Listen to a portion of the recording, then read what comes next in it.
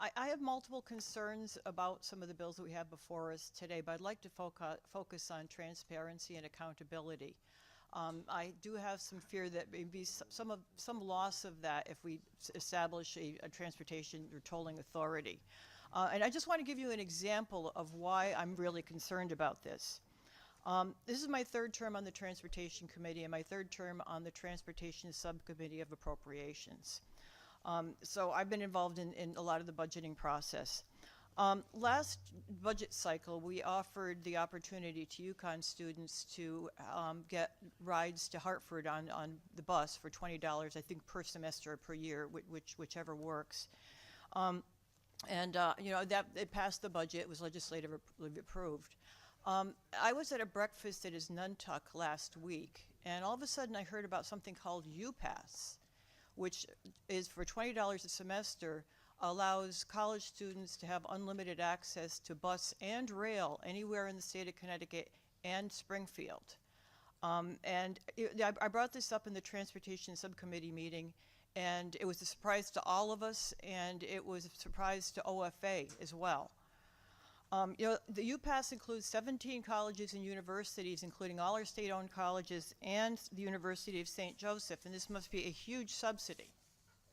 I mean, I could understand some benefits in getting students back and forth to Yukon, but throughout the state, I mean, and we're talking about a tough time, a huge subsidy at a time where we're talking about lack of funding to repair our roads and bridges, not enough rail cars on a couple of the lines, and of course tolls.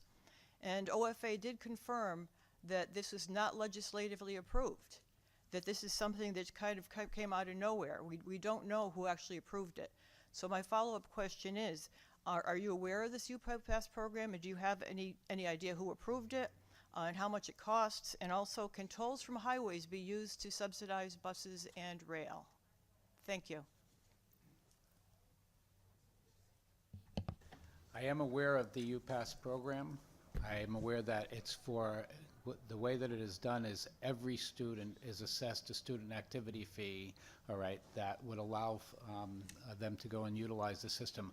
I can't tell you when it was approved and who approved it. I wasn't here for that. We will research that and get back to you. I do know that it works out that it has been a good program and a good partnership in terms of the money that's generated from it.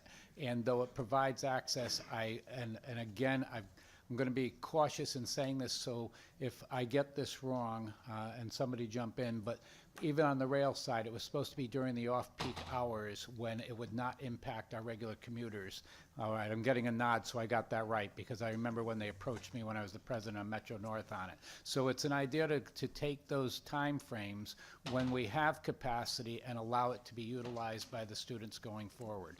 So I will get back to you with additional information on that.